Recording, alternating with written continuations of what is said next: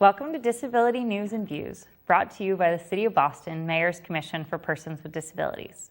I'm Jessica Doonan, the Chief of Staff for the Commission. In this edition, we have some exciting announcements. Then my co-host, Ken Meyer, will be speaking with our guest, Alex DeFranzo, from the Piers Park Sailing Center in East Boston. The Mayor's Commission for Persons with Disabilities will be hosting our annual Disability Community Forum on Wednesday, May 23rd, from 2 to 4 at the Boston Public Library in Copley Square. This event helps us set our accessibility agenda for the upcoming year. Attendees will have an opportunity to meet members of the Boston Disability Commission Advisory Board and make their concerns about accessibility known to city officials.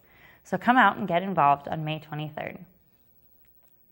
Last summer, our office launched an Accessibilities Priority Survey to collect feedback from residents and visitors about barriers that people with disabilities have encountered in the city. We want to hear from you about what areas we could focus on to improve access. We recently hit 400 responses, but we are hoping to reach our goal of 500 in the next few months. The survey takes only about 15 minutes to complete online. We will be releasing our findings from the survey during the Americans with Disabilities Act ADA Celebration Day on July 24th. The survey can be found on our website at boston.gov/disability.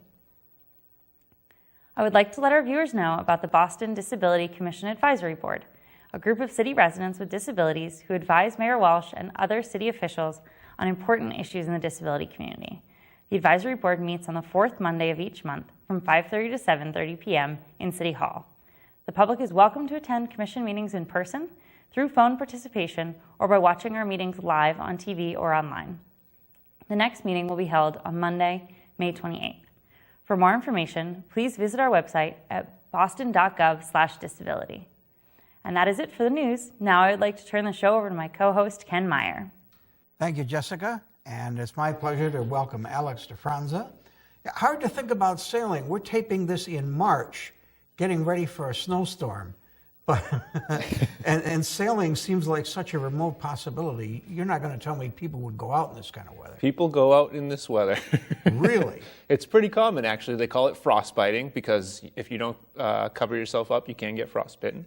We right now are doing practice for the East Boston High School sailing team, so those guys are out Monday through Friday.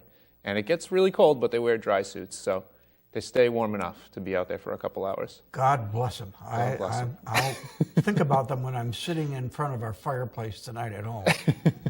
Right, let's talk a little bit about you. You are involved in this organization, but you were involved much earlier in your life as a youngster. Yeah. Piers Park Sailing Center, we're celebrating our 20th year this year, actually. It was started in 1998 in East Boston. And it's a program that primarily serves youth. We have about 1,100 kids through each year.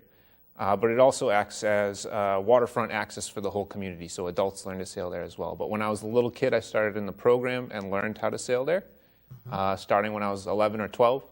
And it became a big part of my life. And it's a great program for kids. And it also becomes, for a lot of us, an employment opportunity. A lot of the instructors that teach sailing there learned to sail there when they were kids. All right. So, in other words, somebody like myself would not be eligible. You could. We have instructors across all. Yeah. It's so there's hope for me yet. There's hope for you yet. If you want to be a sailing instructor, yeah, come to Piers Park. Oh, I don't know about an instructor. I just want to be able to sail a boat. Yeah, we do that too. So the programming that we offer for adults is a certification course where they can come. It's usually 4 days long, and we teach all of the basics. And the programming is completely inclusive, so we want to make it as accessible as possible, really from all different levels of consideration. It can be folks with financial need. We find different ways to get scholarships so they can participate in the program. And then folks of all different levels of ability. We have different types of equipment to use to make the boat accessible so that anybody can skipper it. So you're telling me that I could be an instructor? Yeah, potentially. Oh my, you're taking a lot for granted. You have to do more than the 4-day course, though. Yeah. All right, so what does it involve? If I decide that I want to be an instructor, what are the steps that I would have to go through? I would pick up the phone and call you and say, Alex, I'm so-and-so, this is my background, I want to get involved in instructing youngsters. Yeah. The first thing is the U.S. sailing certification. So because the boats that we have are out on Boston Harbor, you're interacting with a lot of other marine traffic. There's people out there just for fun. There's big tankers that come through the harbor. There's the whale watch boats. It's busy. So we want to make sure that everyone that's taking out a group of students is confident and competent and has the certification that they need to be able to teach safely. So you finish that U.S. sailing certification course, and then it depends on really who you want to teach. So our youth program, now we have different elements that go throughout the entire course of the year. The summer program is our biggest, but we also do out-of-school time programs, mostly for public schools and charter schools in East Boston. But then we also have the different free sailing events we do throughout the course of the year and adult lessons that we teach from May through the end of October. And what size boats do you use? We use mostly sonar keel boats, so they're 23 feet long. The original fleet that we got back when the program started in the mid-90s, we still have today, so they're really good, durable, safe boats. And they're pretty unique because they have a very big cockpit, so you can fit about 8 people in them really comfortably, and you can adapt them for all different levels of physical ability, which is pretty unique. Not all sailboats are like that. And the reason that we really like them the most is they have a 900-pound ballast keel that sits underneath them, so you can't capsize. Oh, that's good. That's good to know. So you're 'cause safe that'd from be falling. one of my biggest fears. Yeah, you don't have to worry about that. We do also use smaller boats. We have flying juniors that we use to teach the high school kids how to race, and we use those for some instruction too. Those boats do capsize, so that's a different kind of level of training that you go through. But the sonar keel boats are pretty stable, pretty comfortable, and can be adapted for all different levels of ability. All right, let's give credit where credit is due, and I probably should have mentioned this earlier. You give a lot of credit to your great-grandmother? Yeah, my great-grandmother was a big activist in East Boston, and I think, part of the reason that the neighborhood has come along as much as it has is because a lot of the mothers and grandmothers that lived in that neighborhood really fought to make sure it was a healthy place to live. And back then, most of that was negotiating with Massport about what was going on at Logan Airport. But Massport has made being a good neighbor one of the primary parts of their mission, and they're helpful to us now. They built the dock that we use at the sailing center. At the time that it was constructed, it actually was the only dock in Boston Harbor, and I think maybe even really in New England, that was ADA compliant at all points in the tide cycle. So Boston Harbor has a big tide cycle. It can be 10 feet to, in some places, and especially with the last few storms, as much as 15 feet from low tide to high tide.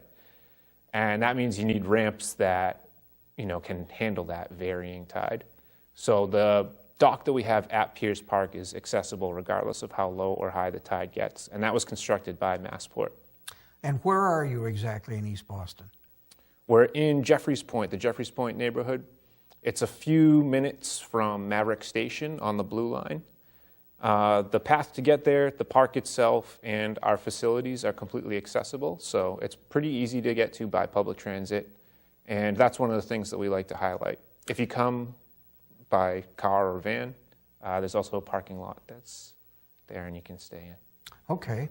Now, let's talk about how you work with different disabilities. For example, some character like myself who is visually impaired, people in wheelchairs, people that are deaf, and whatever other disabilities you have factored with or worked with, how you handle them with your different instructors. Yeah. I'd say first, the most important thing is we run all of our programs as inclusive programs. So kids, adults, everyone, they're really together in the learning experience, and we want to make sure that the barriers that typically would exist to limit accessibility are broken down. And sailing as a sport is kind of unique in that we're able to really do that and make sure that anybody can skipper the boat. The equipment that we use to give everybody that same equal access is a huge spectrum of different things that we've built over the course of the last 20 years. And many of the different pieces of equipment actually were constructed by the people originally that used them, and then we've created various adaptations of those over the course of time. So they can range as much as, for someone that has maybe limited mobility or dexterity in their hand, to a glove that they use to help hold onto the tiller or a tiller extension to steer. So the tiller, instead of a steering wheel, like you see maybe like a captain's wheel on a ship, we don't have that. It's really just like a wooden stick that you hold on to.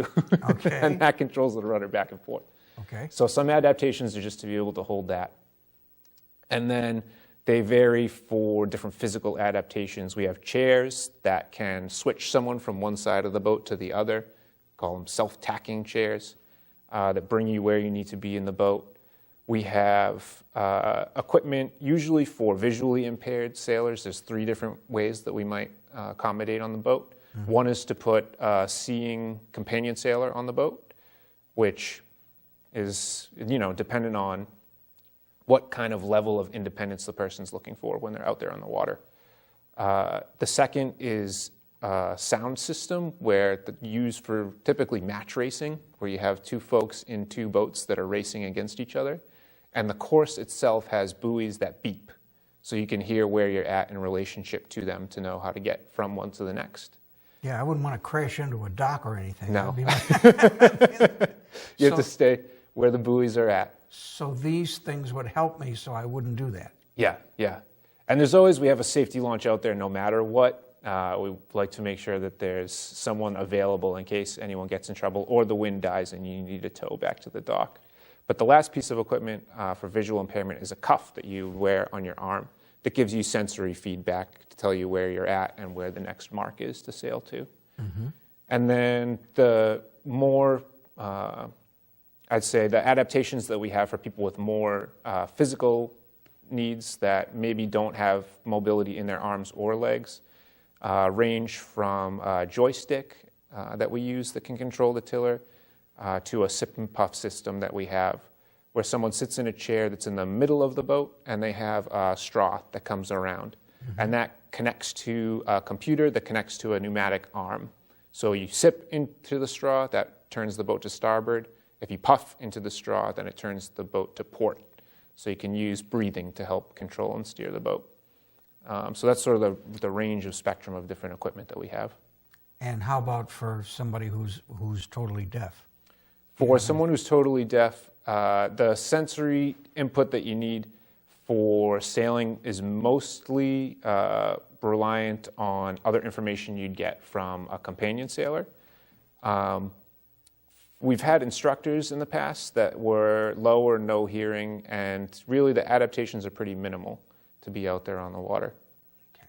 But you can't do this by yourself. You need someone with you. For example, if I was home on a Saturday afternoon and suddenly decided, I need to get away from it all, I need to get out on a boat, can you do that? Yeah. Or do you have to make an appointment, or what happens? For us, from May 1st through October 31st every year, which is like the warmer season in Boston where you can be out there for a while mm-hmm. and be comfortable. You can take out one of our boats anytime from 10 a.m. to sunset. And the sonar, because of the size of it, we always recommend that you do double-handed with another person.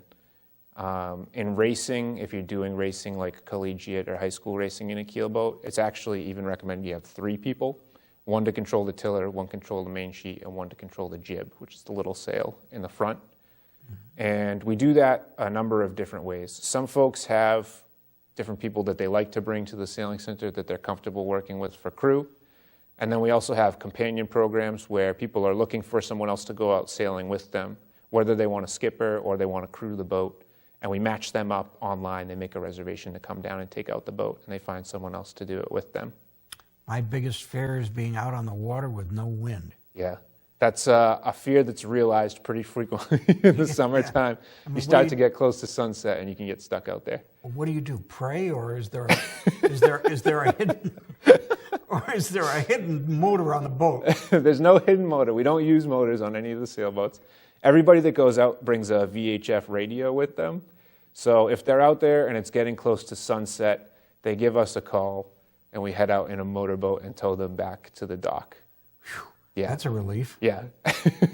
That's a relief. I hate to think of my being out there for 2 or 3 days. I'd miss a Red Sox game. You also have a program for veterans. Yeah. Yeah, this is a partnership that we do mostly with the Bedford VA, but we also have folks that come from Brockton. And it's primarily for vets that are inpatient at the hospital. And they come down on Fridays in the spring. We call the program Heal on the Water. The group's usually about 20 in size, and the different reasons why they're in inpatient care in the VA range quite a bit. But it's a good opportunity for them to get out and to get to learn a new skill. And it was new to us this last year, the program. We're doing it again in 2018, which we're excited about. Last year it was so successful that a few of the folks wanted to stay on and actually become members and be able to take out boats themselves, which was great. And now, I note that two of the places you work with that I'm particularly interested in are Spalding Rehab and the Cutting School. Yeah, we do a lot of program partnerships where different groups will come down, either as kind of a educational or recreational opportunity or enrichment if they're in a school or associated with another nonprofit organization. For Spalding, twice a year, we do Adaptive Day in Charlestown, where we go to their dock. And we bring our Hoyer lift and transfer bench and a bunch of other equipment so that it's completely accessible. Anybody can participate in the event. And it's really getting people introduced to sailing as a sport to see if it's something that they want to pursue further. And this year coming up, we're trying a new program with Spalding as well, where every other week we'll just be offering it as educational opportunity for folks that are in the hospital. And we'll be going there to Charlestown to pick them up at that dock. Do you organize competitions of any kind? We do have racing every Thursday night. That's mostly an internal thing. So you're racing against other people that are at Piers Park. Mm-hmm. And then we have a high school team for East Boston High, and they participate in the Massachusetts Bay League, which is like varsity sailing for high school. And what are some of the field trips that you have or where you take people to go on? Yeah, that's an interesting thing that was one of my favorite things when I was there as a kid. We go to the Boston Harbor Islands every Friday during the summer. So we bring a big group, usually between 40 and 80, depending on how many we have enrolled. And we sail. First, everybody sits down, charts a course to which island that we're going to go to. Some of our favorites are Rainsford, Pettix, Lovell's, George's. And all the boats sail to the island. We drop anchor. And then people either have the option to swim ashore or we bring them ashore on one of our safety launch boats. And they explore the island, learn a little bit about the history or what's on the island, and then sail back to East Boston. And that's always a fun event. Are you an instructor yourself? I am. When I was there as a teenager, I got certified as a U.S. sailing instructor, and I've maintained that over the years. Although I haven't used it a whole ton recently. Most of the instructors that teach at the Sailing Center did learn there when they were children. So it's a good continuum of services and an opportunity for kids coming up. But I just started as the executive director of the Sailing Center this last year. Are you nonprofit? We are. We're a 501c3 charitable organization. We, again, started in '98, so this is our 20th year in operation. We've grown quite a bit over the course of the last 20 years. We serve quite a bit more in terms of both youth programming and adult programming. I'll say our services for folks with physical and cognitive disabilities, mostly that expansion's happened over the course of the last 10 years. In 2007, we started a new program that was focused just on adaptive sailing. And it was created by Maureen McKinnon, who is well known in the sailing community. And she started the program in 2007, but in 2008, she went to the Beijing Paralympics and was the first woman ever to medal in Paralympic sailing, and also brought home the gold, which was incredible. So that brought a lot of attention to the program for our different offerings for adaptations for sailing. And she really grew that program over the course of the following years. And she's still on our board of directors and is a big influence on making sure that the inclusive programming we're doing is really focused on making sure everyone has the same access to be able to skipper the boat. What do you do to get clientele, other than going on terrific programs like this one? This kind of outreach is actually usually really helpful in bringing new people in that don't know about sailing as a sport yet. It really is unique compared to other types of sports or recreational or educational activities because as a platform, really anybody can do it, and we can make it so that anybody can skipper the boat.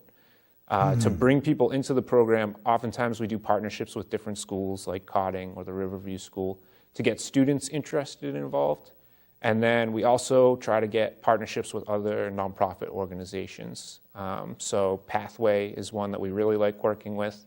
And then locally, the East Boston Neighborhood Health Center has a program for children called Catch, which is like complete care for mostly kids with complex medical needs. And that partnership has helped bring a lot of new students into the program too. So we're always looking for different organizations that are trying to bring kind of a unique and fun thing that they can do with the people that are already interested and involved. And we like to get them out sailing. What kind of success stories have you got of people that you get that will start and you'll think to yourself, oh my God, they're not going to make it. and they turn around and make a liar out of you. Yep. I think it happens pretty frequently. The number of people that we teach over the course of the year, you know, there's always guaranteed to be a few that really fall in love with it. And we even have sometimes kids that come up through the program that at first might be like totally afraid to go out on the boat or not at all interested. And then they try it and they find out it's something that they totally love. And we've had a lot of people that have gone on to make it like their lifelong thing, that they go to school to get involved in the maritime trades. We have some kids that got involved in the program young and now are merchant marines and captaining these huge vessels that go all across the world. And then we have folks that come in and really feel hesitant, like they're not sure that they're going to be able to do it and really fall in love with it. And I remember when I was a teenager, one of my best students was a blind student who came in and had never been on a boat before and had never really done anything marine related and was afraid to get started with it. But he was like one of the best students I ever had, and I was amazed at how quickly he picked things up.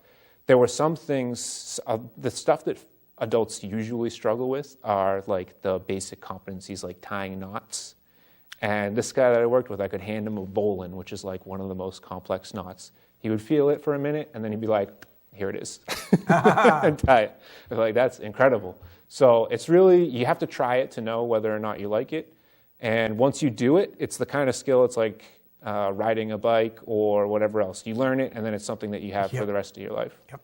All right, in the minute or so we have left, give yourself a plug, website, phone number, any other information you want to toss out to the audience. All right. Our website is piersparksailing.org. It's Piers. We're in East Boston, inside of Piers Park. You can come visit us anytime from 10 a.m. to sunset. Our number is 617-561-6677. We have usually over the course of the year about 5 to 10 scholarships for folks with physical or cognitive disabilities to do our complete Learn to Sail program. And then we also have partnerships with a number of other nonprofit organizations and schools where you can get involved. So if you think it's something that you or maybe a child or someone else involved in your family would be interested in doing, please reach out to us. And again, the best way is really through the website, piersparksailing.org. Alex, it's been a pleasure to have you here. One of these days, I may need you to help me cast off. All right. I hope to see you out there. I hope so too, sir. Thanks very much for being here. That will do it for this edition of Disability News and Views. Thanks.